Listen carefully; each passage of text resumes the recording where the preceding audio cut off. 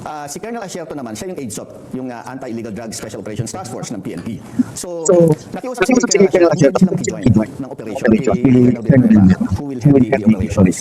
So, anong nangyari? Combined yung PNP and PNP 11, yung particular operations na yan. But hold on, sir, just to be clear, si Asierto was PNP AIDSOP. So PNP siya noon, together with Colonel Wilkins, Villanueva. Siya pong sumama kay Colonel Wilkins. At napasama po ang PIDEA because of who?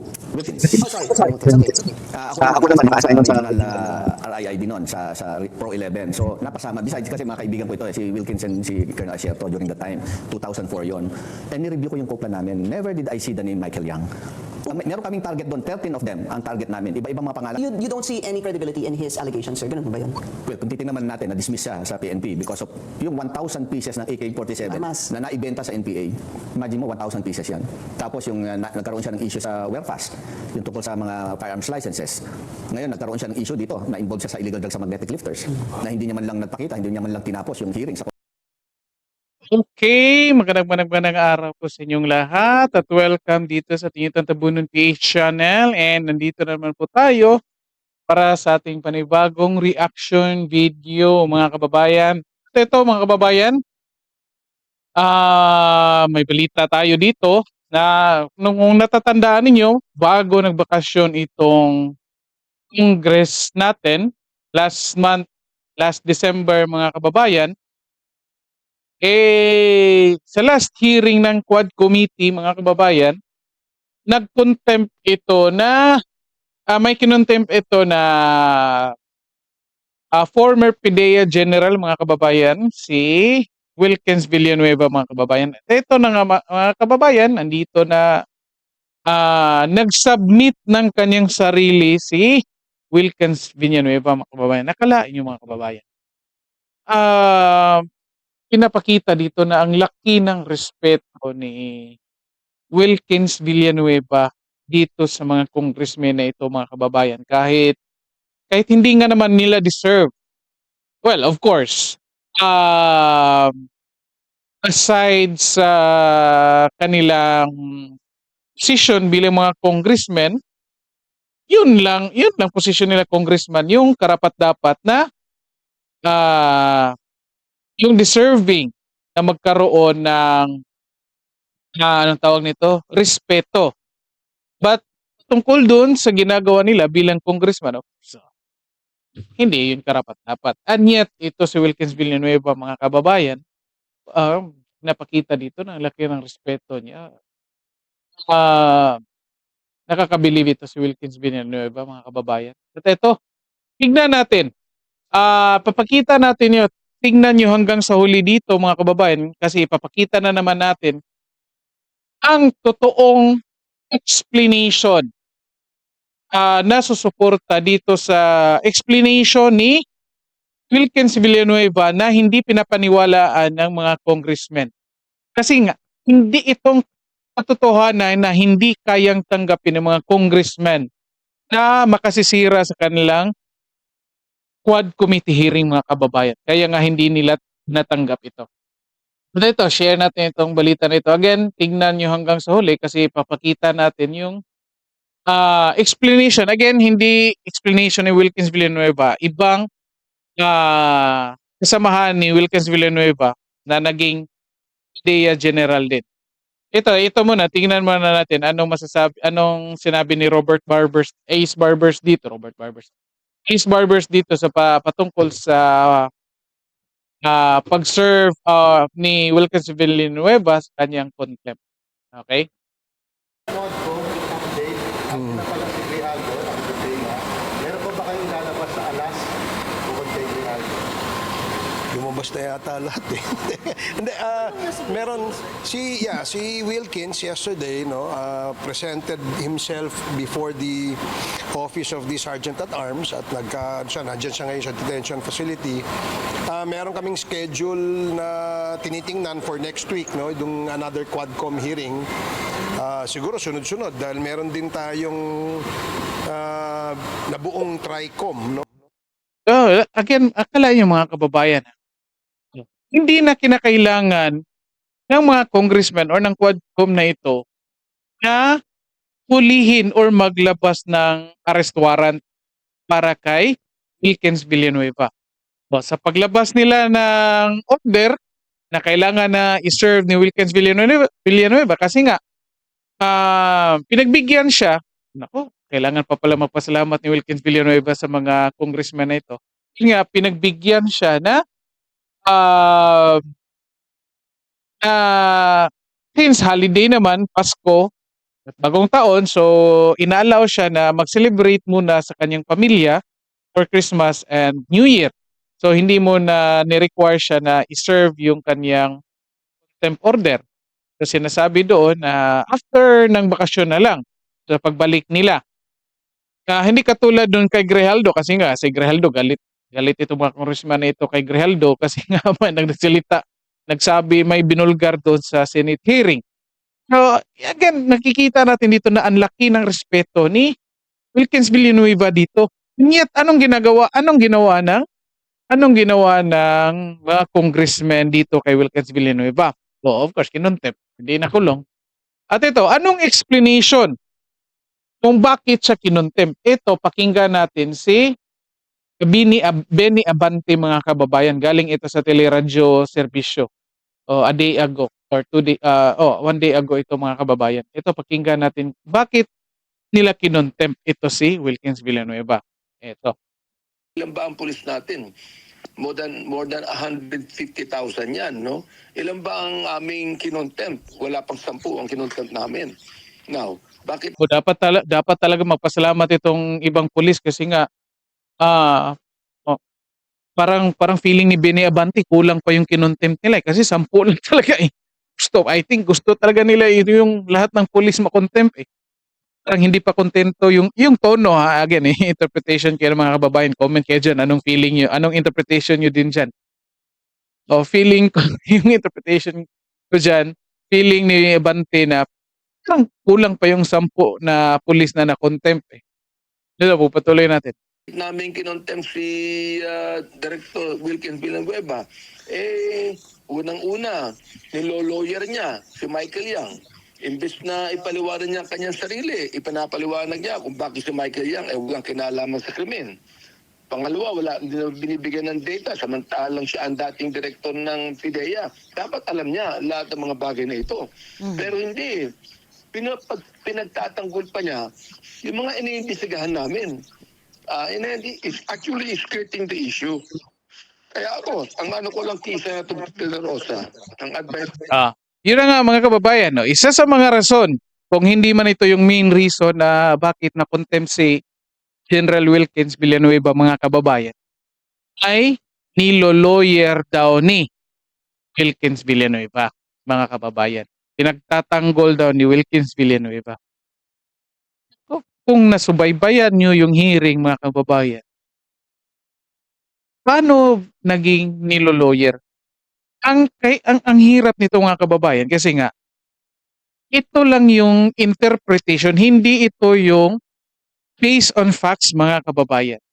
Yung facts ay nag-explain si Wilkins Villanueva kung bakit wala sa listahan nung time na nag-operate sila doon, nag-raid sila doon sa clandestine laboratory both in Davao and Cagayan.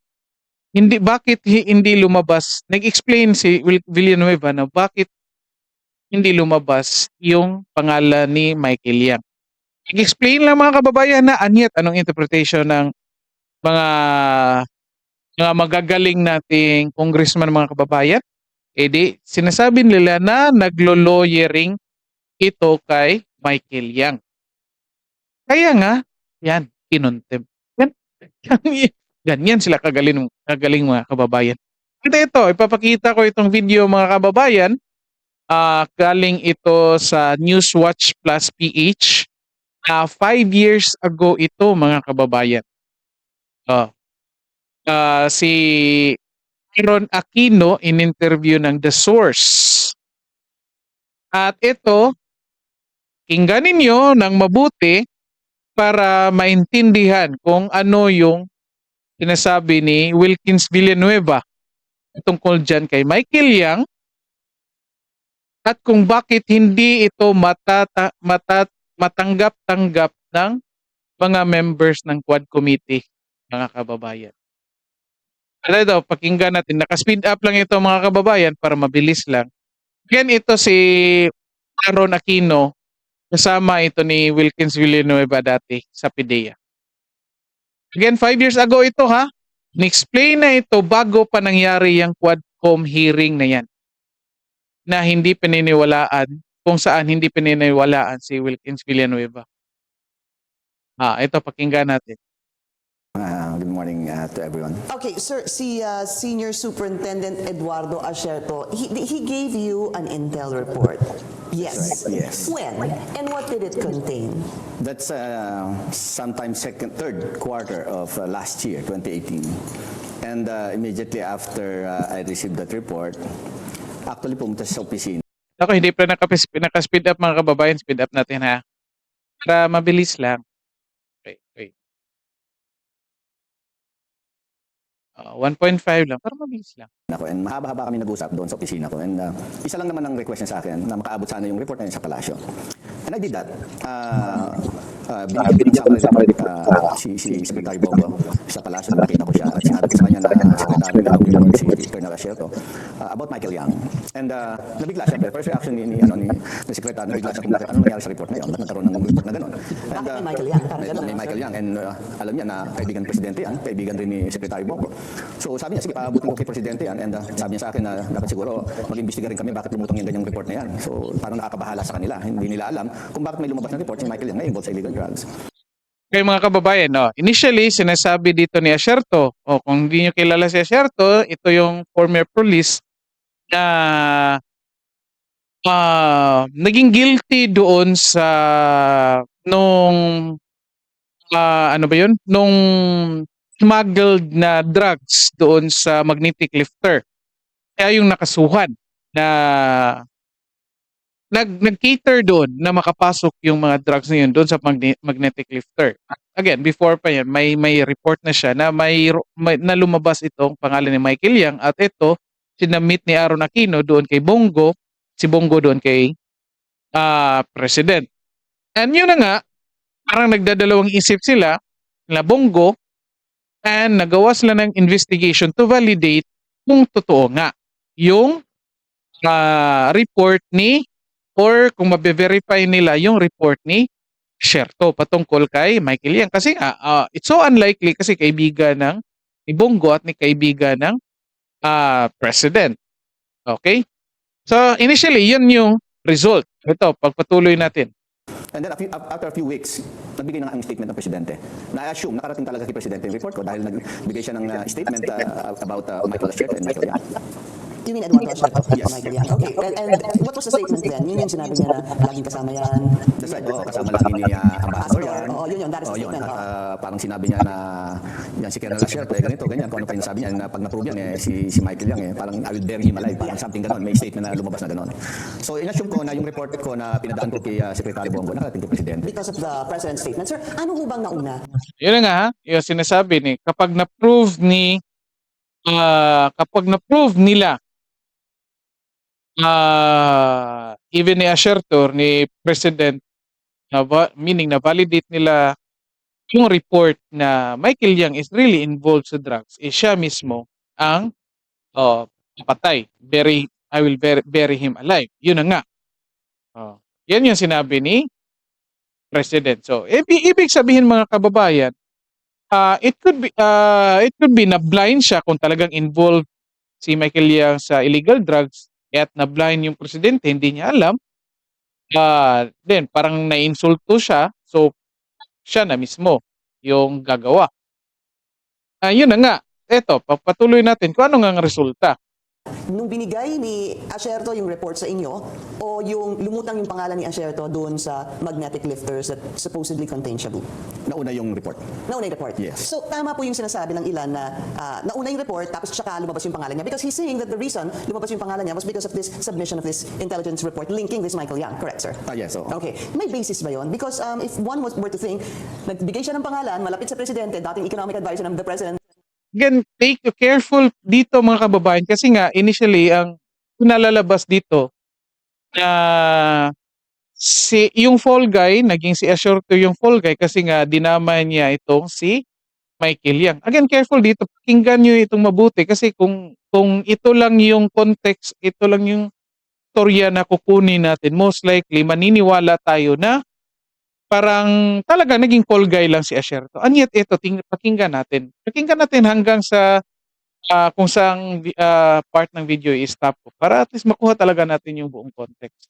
And then months after, siya na yung itinuturong involved sa drugs. Hindi totoo yan, Pinky. Kung titignan mo, nag-imbestiga ang Senado dyan, ang Kongreso. Nag-imbestiga rin ng PIDEA, nag-imbestiga rin ng NBI. It was proven yung involvement niya sa magnetic lifter smuggling. Lumabas na kaya nga pinailan ng PIDEA. Separately, pinailan din ng NBI. NBI. Sabi ko nga sa kanya, kung gusto mong i-clear yung pangalan mo, Jojo kasi ang tawag ko kay Colonel Asierto eh. Kung gusto mong i-clear ang pangalan mo, bakit ayaw mong umattend ng Senate sa congressional hearing? Para siya bulang nawala noong Oktubre. Eh kung totoo nga yung sinasabi niya na malinis siya, wala siyang involvement, bakit hindi niya tinapos yung hearing? Di ba mga kababayan? Again, yung argument na pinalalabas, kaya nga naging fall guy daw itong si Asierto kasi nga siya yung naggawa ng report na isali ito si Michael Yang. So basically, sinasabi, pinalalabas nila na ginawang fall guy. Kasi dinamay. Yet ito explanation ni Aaron Aquino na, well, hindi totoo yan. Kasi nga, they conducted investigation. And hindi lang PDEA yung nag-conduct, yung NBI din. Even the Senate and the Congress conducted an investigation. Again, before pa ito doon sa Quad Committee na ginagawa nila. Nag-conduct na sila ng investigation. At ito, lumabas na itong si Asierto yung may involvement doon sa magnetic lifters. Again, take note po mga kababayan. Importante ito. Kasi nga, baka malimit tayo doon sa information na yun. Kasi sabihin natin, talaga, may involvement talaga ito si Michael Yang. Again, tapusin niyo po. Bigla na lang siyang tago. Why did you say that so you got what month did you get the report, more or less, sir? Sabi niya third quarter? Siguro mga September, August, mga ganon, Yeah, 2018. pero yung magnetic lifters was discovered July or August, right, sir? So, pero parang hindi pa lumulutan ang pangalan niya. ang pangalan Wala pa. So nauna yung discovered magnetic lifters, and then he passed on this intel report. How thick was it? And ano bang nilalaman? Did it contain pictures, affidavits, witnesses? What was in the intel report? It's a report dated 2017. Kita mo nangyari yung sinasabi niyang alleged na involvement ni Michael Yang noong 2004 sa Davao City and Cagayan de Oro in 2005. 2019 na ngayon. Ba't niya ngayon binubulalas yan? Dapat noong 2004 pa lang, binulalas na yan. It contained a 10 pages report. May mga pictures at saka merong mga allegations sa mga report doon na si Michael Yang ay involved doon sa Davao at Cagayan as importer ng mga laboratory equipments, yung mga precursors kung saan paano paggawa ng shabu. Yun ang report niya ron. Yung report po doon, nakasaad na in 2003 and 2004, sir, in 4 and 5. Sorry, 4 and 5, about this clandestine shabu laboratory, drug laboratory in Davao, na sinalaki nila. You were there. What's the name of Michael Yang? Did it surface then in 2004? Yung nga nakakapagtaka I review yung nagkakaroon ako ng kopya ng aming yung aming case operation plan o co-plan na Crystal Gold. Yun ang pangalan namin noon, yung operation na yun. It's a case operation Crystal Gold. Ang nag-head ng operation co-plan na yun, si Colonel Wilkins Villanueva, who was then Pacer. Yan na po. Mga kababayan, lumabas dito ang pangalan ni Wilkins Villanueva. Kasi nga, 2004 na may operation doon sa Davao, doon sa laboratory ng drugs. Ito in-explain niya. Tinanong, lumabas ba ang pangalan ni Michael Yang? Again, ito, pakinggan yung mabuti. Ito mga kababayan, pakinggan yung mabuti kung anong sinasabi ni Aaron Aquino. At the same time, siya yung PIDEA 11. Si Colonel Asierto naman, siya yung AIDSOT, yung Anti-Illegal Drugs Special Operations Task Force ng PNP. So, nakiusap si Colonel Asierto, hindi silang i-join ng operation kay Colonel Villanueva, who will head the operations. So, anong nangyari? Yung PNP 11, yung particular operations na yan. But hold on, just to be clear, si Asierto was PNP AIDSOC. So PNP siya noon, together with Colonel Wilkins, Villanueva. Siya pong sumama kay Colonel Wilkins. At napasama po ang PIDEA because of who? Wilkins. Oh, sorry, Wilkins. Okay. Ako naman, naka-assign sa RIID noon, sa Pro 11. So, napasama. Besides, kasi mga kaibigan ko ito, si Wilkins and si Colonel Asierto during the time, 2004 yon. And nireview ko yung co-plan namin. Never did I see the name Michael Yang. Meron kaming target doon, 13 of them ang target namin. Iba-ibang mga pangalan, mga Chinese, mga Pilipinos. And yet, wala akong nabasang Michael Yang. So why didn't you Ayan mga kababayan Sinabi dito, again, ni-review pa ito Ni-review pa ito ni Sir Aaron Aquino. Yung mga pangalan ng mga target nila. Ni-review niya yung operations niya nung time na yon. Niya sinasabi dito, walang pangalang Michael Yang. And ito rin yung sinasabi ni General Wilkins Villanueva doon sa Quad Committee na yung time na ito, 2004-2005, wala talagang pangalan ni Michael Yang wala talagang pangalang Michael Yang na lumabas, mga kababayan. At ito na nga, ito sinasabi ni Aaron Aquino, 2019, kasi ito 5 years ago, 2019 ngayon. Bakit ngayon lang lumabas yung pangalan ni Michael Yang? Di ba? Bakit ngayon lang niya, 2019 lang niya sinali itong pangalan ni Michael Yang na kunwari kasama doon dapat sa 2004, 2005 na operations nila doon sa clandestine laboratory. Yun din yung tanong ng Quad Committee doon kay Wilkins Villanueva. Na bakit hindi niyo sinali si Michael Yang? Ganun, ito din yung explanation ni Villanueva doon sa Quad Committee. Ito din yung sinasabi ni Aaron Aquino. Nagtugma itong sinasabi. And yet, tingnan nyo ang time, mga kababayan. 5 years ago ito, sinasabi ni Aaron Aquino. Nagsalita si Wilkins Villanueva 2004, ang layo ng gap. 5 years yung gap. Nangyari yung raid ng laboratory 2004, mga kababayan. Tingnan nyo yun, ha?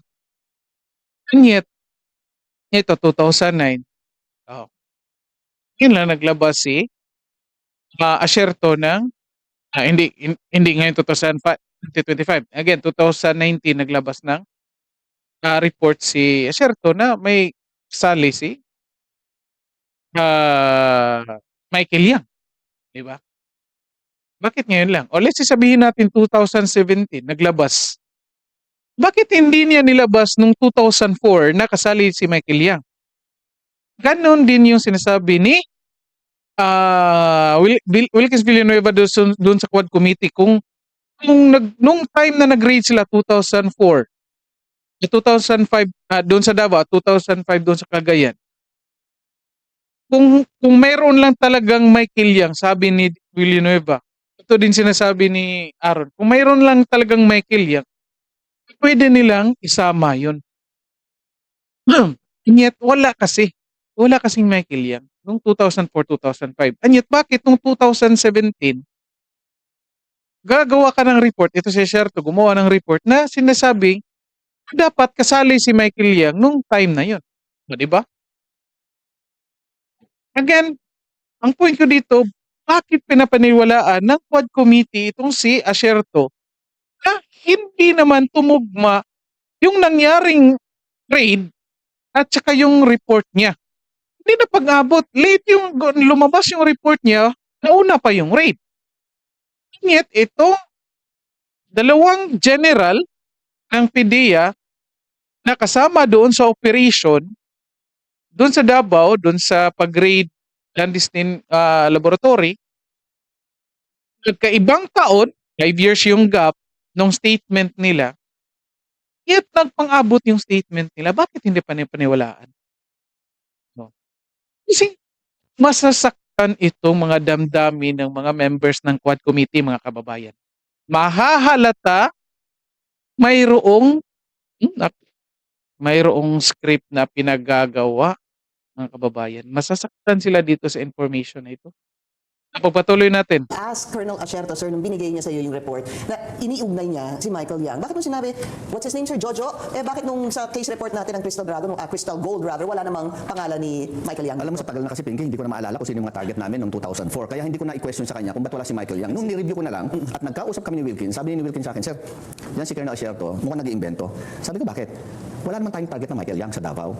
Mula sa umpisa hanggang huli, ako ang pinaka-project director doon, ako ang may hawak doon, ako ang kumukumpas doon, and yet never nag-float yung Michael Yang. And now, nagtataka daw siya, bakit ipino-float ni Colonel Asierto si Michael Yang sa operation sa Davao. Okay, let's move to Cagayan de Oro. Meron po bang Michael Yang na kayong na target in Cagayan de Oro? Kasi dalawa yung kanyang Yes. ginagamit na examples na halimbawa, a raid in Davao and a raid in Cagayan de Oro. I guess wala rin eh. Wala rin yung although hindi na ako nakasama doon, no, kasi ang AOR ko lang is Region 11. So hindi ako nakasama doon. And besides, wala rin sinasabi sa akin si Colonel Villanueva relating one Michael Yang. In fact, doon sa aming NDIS o sa PDEA watch list, may lumabas na Michael Yang. Ito, mga kababayan, inggan nyo itong mabuti, ha, kasi ito yung totohanan kung sino talaga ang Michael Yang na tinutukoy dito na involved sa drugs. Ang part na ito, pakinggan yung mabuti, i-analyze ninyo Kasi nga, ang nangyari, kasi nga, parang may existing record pala itong PDEA about Michael Yang, and yet, ito yung ginamit ni Asierto para pinpoint itong si Michael Yang na kaibigan ni President Duterte at ni Bongo. Kasi magkaparehong pangalan eh. Ito kasi problema sa lalo na dito mga Filipino-Chinese mga kababayan. O kahit sa mga Chinese, yung mga Filipino names or English names ng mga kababayan, most likely magkakaparehas lang yan. Ako dati, may teacher ako dati, ito, um, Peter Lim yung pangalan niya. Pero may pangalan siya in the middle. So, and yet, i-search mo yung pangalan niya mga kababayan. Ang daming lalabas na kaparehang pangalan, and yet, isang pangalan nga involved sa drugs. So, yun nga, pagsabi dati na, Peter Lim involved sa drugs, so sabi ko, no, teacher ko yun dati ah. So, pagsabi, paano pagtingin ko, iba palang Peter Lim. Iba pala. Nung pag i-type mo yung Peter Lim dyan sa social media, sa Facebook or sa Google, ang daming lalabas ng Peter Lim. Yan yung problema. Yan yung problema sa kanila. Kaya ito, Michael Yang, ito yung nakita ni Asierto na Michael Yang anyat Michael Yang, kaibigan ni Pangulong Duterte. Kaya naglabas kaagad siya ng report, pininpoint. At ito kinapture ng mainstream media na Michael Yang involved, lalo na yung si Trililing. Kinapture niya na ito protector ng mga drug lords si Duterte at si Bongo kasi nga involved itong Michael Yang. Ito yung explanation mga kababayan. Tingnan yung mabuti. Ito yung explanation ni Aaron Aquino patungkol dito kay sa totoong Michael Yang. Okay, meron. Pero sa PRRD list, walang Michael Yang. Tinignan namin yung Michael Yang na yan ay alleged drug pusher sa Suwal, Pangasinan. So, yung report na yun, lumabas sa NDIS namin noong 2004. What's an NDIS? National Drug Information System or yung tinatawag naming PDEA watchlist. Sa amin lang yun. Tingnan mo mga kababayan ha. Saan? Michael Yang lumabas sa kanila 2004. Lumabas sa kanilang watchlist. Yet, saan? Suwal, Pangasinan. Nag-grade sila saan? Sa Davao. Di ba mga kababayan? Kung ikaw, nung una, again, tingnan natin, hindi lumabas sa report, nung 2004, nakasali si Michael Yang, kasi itong si Michael Yang, nung 2004, nandoon sa Davao. Itong Michael Yang na kaibigan ni Pangulong Duterte, nandoon sa Davao. And yet, openly, makikita lang yan siya. And yet, sa record ng PDEA, merong Michael Yang, pero saan yung location? Suwal, Pangasinan. Most likely, yung common sense magsasabi sa atin na hindi pwede iisang tao present sa iibang location. So again, well, hindi yung record naman ni Michael Yang na nasa Davao, wala naman talaga siyang record based sa kanilang investigation. Wala naman siyang record na tumira siya doon sa Pangasinan around 2004. Kasi yun nga, initially, yung record nila. Diba? Ito, pagpatuloy natin. Ano pang ibang information dito? So nagpakandak ako kagad. Kaya nga nung na-receive ko yung report ni Colonel Asierto, tinawagan ko kagad yung regional director ng Region 1 at pinaalam, imbestigahan mo nga yung one Michael Yang dyan sa Region 1, particularly dyan sa Pangasinan. Kasi may binigay sa akin ng report si Colonel Asierto. So inimbestigahan niya, no? Ang problema, hindi niya na makuha dahil ang tagal-tagal na nga. Yung mga neighbors doon, tinatanong niya, chinek niya na rin sa DTI, hinihintay niya pa yung mga resulta and everything. Mukhang ibang Michael Yang ito. Yung kanyang Chinese name na Hong Ming Yang, chinek na rin namin. Lumabas doon na may isang Hong Ming Yang sa Samar, isang operator ng mining company. Ako mga babayan, kahit Chinese name po ha, chinek din nila. Ibang location din lumabas mga kababayan. Diba? Ito na. And yet, hindi ito matanggap-tanggap ng mga Quad Committee members mga kababayan. Masasaktan sila nito talaga. Ito. at saka isa namang Chinese teacher dito sa Caloocan na ganoon din ang pangalan. So, we guess na iba na naman itong mga pangalan na ito. So, ngayon, hindi talaga namin ma-relate itong Michael Yang na ito doon sa illegal drugs na nangyari dyan sa Davao. So the Michael Yang, sir, so nung binigay ito sa inyo ni Colonel Asierto, you did something about it. Yeah, of course, yeah. Inimbestigahan ninyo. Yes. Gaya nung sinabi niyo, yung tao sa Pangasinan na Michael Yang, na hindi po siya yon, at yung kanyang pangalan na Ho Mingyan, na isang teacher at isang minor, Yeah. at hindi din ito yon. Right. So, yung investigation, Meron pa pala isang Michael Yang na lumutang sa Bulacan. Isang Nako, iba na naman. Michael Yang, Bulacan na naman. Ako mga kababayan. Ang dami Michael Yang talaga. Ikaw, kalahin mo. Oh, sa Davao. Again, 2004 ito sa Davao, yun si Michael Yang, yung kaibigan ni President Rodrigo Duterte at ni Bongo. Then, yung sa Pangasinan, yung totoong na Michael Yang na involved sa drugs, na drug pusher, yung nasa watchlist nila. And then, meron ding Michael Yang sa Samar. Then, meron din dito sa Bulacan. So, ang dami. Diba? Yung sinasabi ko, marami talaga magkakaparehas na mga English name, ito mga Chinese na ito. Kasi nga, Chinese yung pangalan nila, ang hirap sabihin. So, maggagawa sila ng English names. Same thing po ito sa mga Koreans at I think sa Japanese, meron din silang ganito na Koreans at Japanese. So, gagawa din sila ng English name para nga mas madali. And yet, ito, yung common na mga ginagamit nila, ito yung mga Tan, mga Yang, mga ano pa, Lim, ito yung mas madali para sa kanila. Kaya nga ito, in-explain dito ni Aaron Aquino.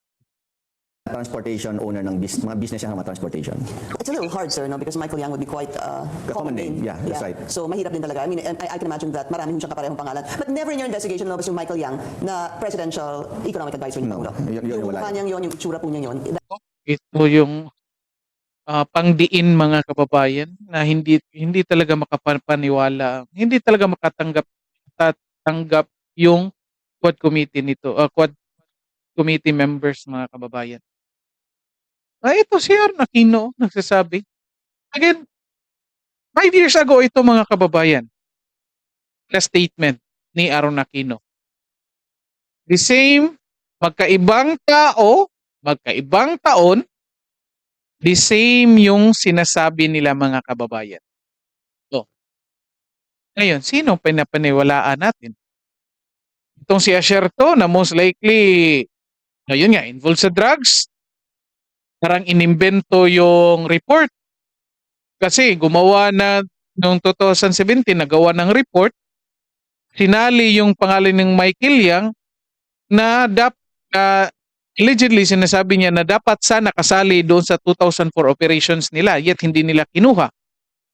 And yet, based sa record nila, noong 2004, wala namang sinabi na mayroong Michael Yang. So again, isipin nyo, nangyari na yung raid 2004. How many years after?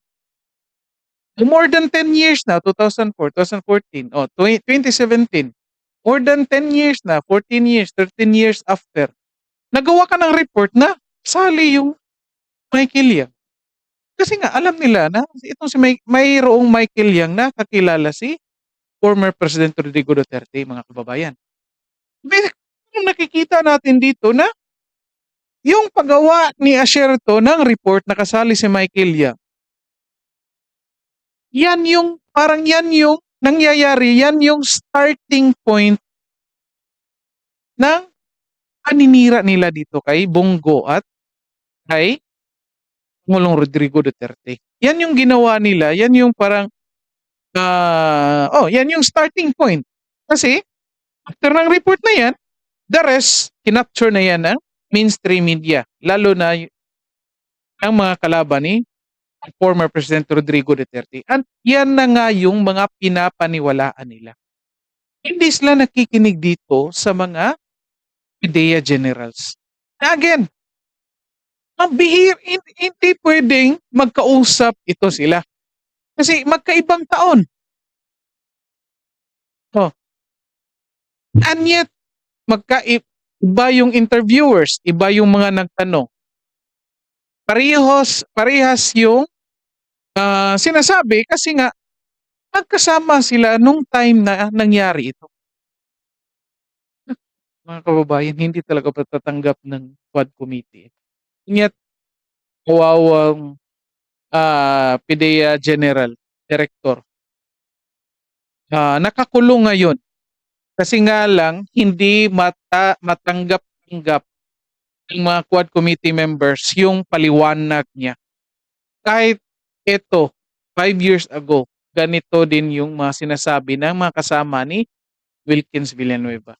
That never appeared. Yeah, walang ganon. Why do you think Colonel Sherto is saying this? Kasi again, if it's motive, mahirap pong sabihin na kasi iniuugnay siya. Kasi nauna po siyang nag-allege bago siya naiugnay sa drugs, di ba? Yeah. So well, according to him, may bounty daw na 15 million sa ulo niya, kaya niya inilalabas ito. Sa tingin ko, hindi lang naman yun ang rason eh. Ang talagang rason nito eh, gusto niya i-discredit ang ating presidente. Maybe even PDEA, the PNP, and all others na gusto niyang sirain. But somebody supporting him, of course. And who would that be? Siguro, hulaan na lang nila kung sino yun. Babayan, sino kaya yan? Nako, may sinasabi. Somebody supporting him lagi. Yan, mga kababayan. Parang, ito yung klaro sa akin, mga kababayan. Comment kayo dyan kung anong sa tingin nyo dito. Basta ito yung nakikita ko, mga kababayan.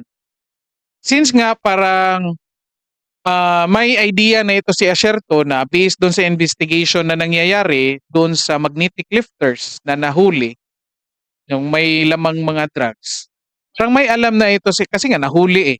So most likely, alam na ito ni Asierto na parang let's say punta doon sa pangalan niya yung investigation eh. Di, nag-una na siyang gumawa ng report. Alam na niya, malalaman niya, nako, patay ako nito. So, anong ginagawa niya? Well, probably, somebody influence him, convince him na since babagsak ka nito, ito yung gagawin mo, tulungan ka namin. Ito yung gagawin mo, siraan mo, gagawa ka ng initial na report, the rest, media ng bahala, then tutulungan ka namin para may salba mo sarili mo. At ito na nga. Yun, gawa siya ng report. Yeah. And then, yun, kinapture na ng media na, ito, Michael Yang, so on and so forth. Ganun na rin nangyari. Yan yung nakikita ko dito, mga kababayan. I believe, somebody na meron talaga sa likod ni Asierto na nag-convince sa kanya at sumusuporta sa kanya tungkol dito, mga kababayan. Yung mga pinapakita dito ni Asierto, mga pictures lang ito eh. Circumstantial evidences lang po yan, mga kababayan. Again, dapat kung talagang totoo itong involvement ni Michael Yang, alam ito ni Asierto, inimbestigahan nila, dapat napakita talaga niya. Dapat nag-file na sila ng kaso nito. Hindi lang dito kay former President Rodrigo Duterte. In the first place, doon kay Michael Yang. Dapat may warrant of arrest na ito. Yet until now, ilang taon na, mga kababayan. Naku, ang hirap pa nilaan. Masakit ito para sa mga Quad Committee members, mga kababayan. So, you don't see any credibility in his allegations, sir? Ganun ba yun? Well, kung titingnan natin, na-dismiss siya sa PNP because of yung 1,000 pieces ng AK-47 Armas. na naibenta sa NPA. Imagine mo, 1,000 pieces yan. Tapos yung nagkaroon siya ng issue sa WellFast, yung tungkol sa mga firearms licenses. Ngayon, nagkaroon siya ng issue dito na involved siya sa illegal drugs sa magnetic lifters na hindi niya man lang nagpakita, hindi niya man lang tinapos yung hearing sa Congress saka sa Senate. So, in terms of credibility, kaya na siguro mag-iisip kung credible ba siya o hindi. Does he Naku, mga kababayan, yan sinasabi mo. Ang dami palang kaso nito ni Asierto, mga kababayan. And yet, again ang daming kaso ha. Tatlo itong sinasabi dito. Ito confirmed facts ito ha. Facts ito. Hindi ito allegations. Convicted na ito. Nagbenta ng 1,000 pieces AK-47 doon sa mga NPA. Di ba? Makalain nyo yan? Na gobyerno nagpasweldo sa iyo, hit kinakalaban mo yung gobyerno. Bakit mo kinakalaban? Kasi nagbenta ka ng mas doon sa mga kalaban eh. Kumikita ka both sa government at the same time sa kalaban ng gobyerno. Kalain yan, mga kababayan. Then meron pang dalawa. Yung isa, meron yung sa firearms licenses. Then pati doon sa smuggled drugs na doon sa magnetic lifters. So, dito sinasabi, ano pinapaniwalaan niyo? And yet, mga kababayan, unfortunately, itong mga congressmen natin, mga kababayan, hindi naniniwala dito sa PIDEA at sa mga pulis. Doon naniniwala kay Asierto, mga kababayan. No, comment kayo dyan, mga kababayan, kung ano sa tingin nyo dito. Sige, sige. Dito na lang po muna tayo, and then paki-like and share ng video natin, and then paki-subscribe na lang din po, mga kababayan. Nag-goal po tayo, aabot po tayo ng 1,000 subscribers ngayon 2025. Tulungan niyo po ako na maabot ko yung goal natin. Okay, maraming salamat sa inyong lahat at magandang araw.